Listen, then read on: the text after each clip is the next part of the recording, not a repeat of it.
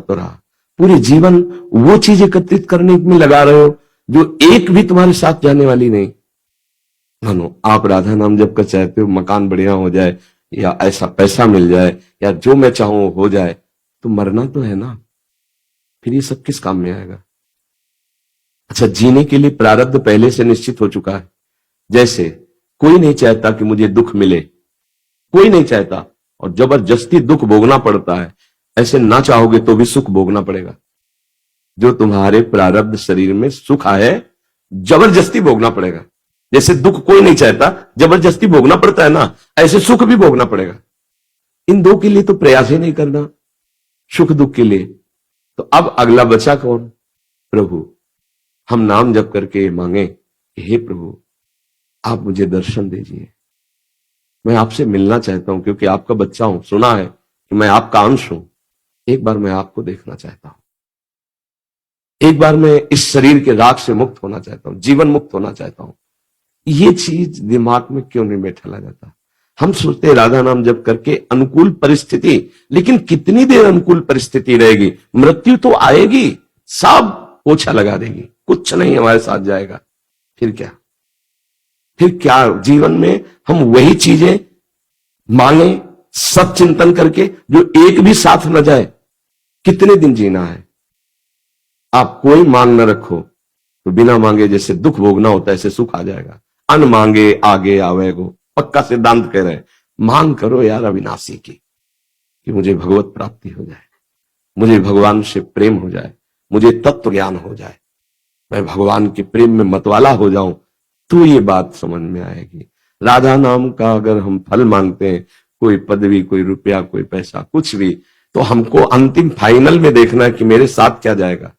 इतना महंगा भगवान नाम, और उससे हम इतनी घटिया चीज संसार की मांग कर तृप्त होना चाहते हैं।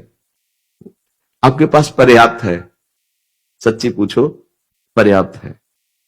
वायु आपको मिल रही है, आकाश है, पृथ्वी है, जल है, शरीर इन्हीं पंचभूतों से बना है, इसे जो चाहिए वो मिल रहा है, कपड़ा भी आप पहने, भोजन भी मिल रहा है, परिवार भी होगा। अब कुछ वासनाएं हैं जिनकी पूर्ति के लिए आप राधा नाम का प्रयोग करके उन वासनाओं की पूर्ति चाहते हो। वही वासनाएं किसी के पास भरपूर है जो तुम चाह रहे हो, लेकिन वो भी वासना से युक्त है। इस रहस्य को क्यों नहीं समझते कि मैं जड़ से वासना को ही मिटा दूं तो कैसा आनंद रहेगा? आप आनंद समुद्र है, आपका स्वरूप देखो। गोस्वामी जी ने लिखा, चेतन अमल सहज सुख राशि। ये हमारा इस पर जो भाव आ गया, तो इसीलिए मांगे हमारी बढ़ गई और हर मांग हमारी बेकार है। सब ये सोच रहे कि इतना कमा लो कि 7 पीढ़ी हमारी उसको भोगे, और उसी का लड़का उसको थप्पड़ मार के घर के बाहर निकाल देता है, फिर उसी के लिए वो रो रहा है। जरा समझो माया की चाल को, तो समझो। तो नाम जप करके हम ज्ञान क्यों ना मांगे, भक्ति क्यों ना मांगे, प्रेम क्यों ना मांगे, और जिसने इस संसार को बनाया उसी को क्यों ना मांग ले कि आप मिल जाओ। छोटी छोटी वस्तुएं मांगने से क्या, मैं आपको चाहता हूं, आपसे प्यार करना चाहता हूं, आप मेरे हो गए तो पूरा विश्व मेरा हो गया।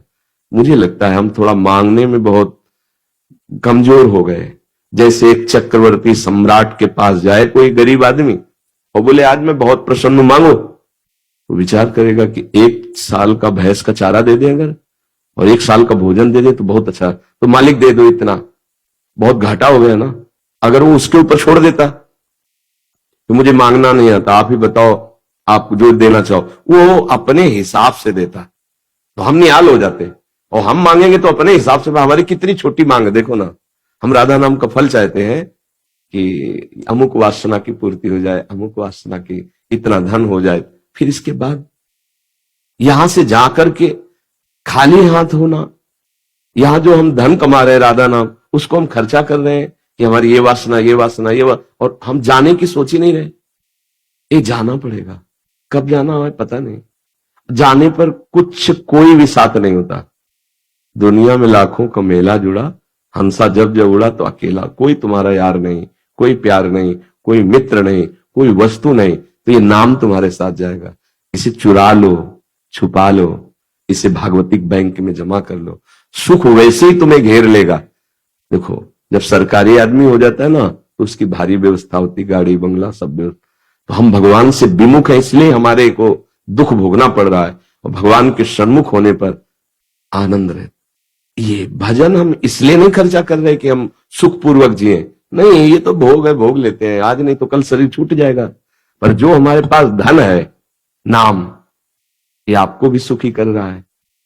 ये जो आप आए हो, आप फिर ही नहीं जाओगे, लेके जाओगे। पर यहां का देना ऐसा नहीं है। तेरे दरबार की आली निराली शान ये देखी, सखावत खुद तेरी गलियों में चक्कर काटते देखा, फैलाया हाथ जिसने तेरे दरबार में आकर, तुझे देते नहीं देखा मगर झोली भरी देखी।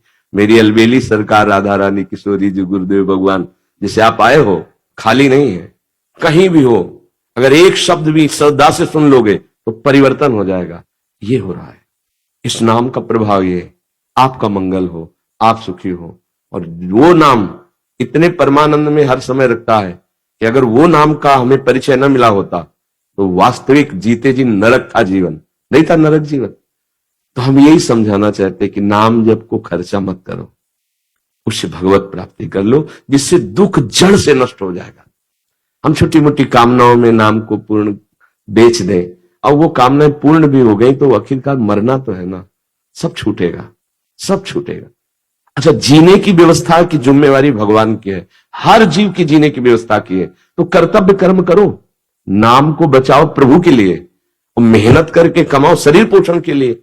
जो दुख सुख आवे चुपचाप सह लो, नाम रूपी धन तुम्हारा जमा है, वो तुम्हारा मंगल अपने आप करेगा। अरे नाम का तो इतना प्रभाव है। एक महात्मा गिरिराज जी की रोज परिक्रमा लगाते थे, 108 बार गोपाल शास्त्र नाम का पाठ करते थे। 108 बार गोपाल शास्त्र नाम का पाठ, लगभग 40 मिनट लगता है एक बार पाठ करने में।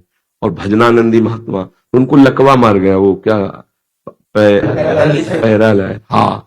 तो उड़िया बाबा जी, हरि बाबा वहां गए, देखा तो आधा, तो उनका बाबा, आप अगर संकल्प कर लें तो भारत का जितना भी प्राणी है सबके पैरालिस खत्म हो जाए, आप काहे को लिए बैठे हो, संकल्प करो ना।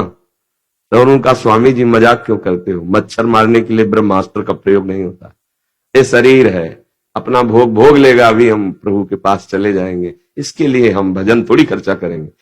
तो हमारे पास जो धन है वो जगत मंगल करने के लिए, भगवत प्राप्ति के लिए, भगवत प्रेम के लिए, वही हम आपको बताना चाहते हैं।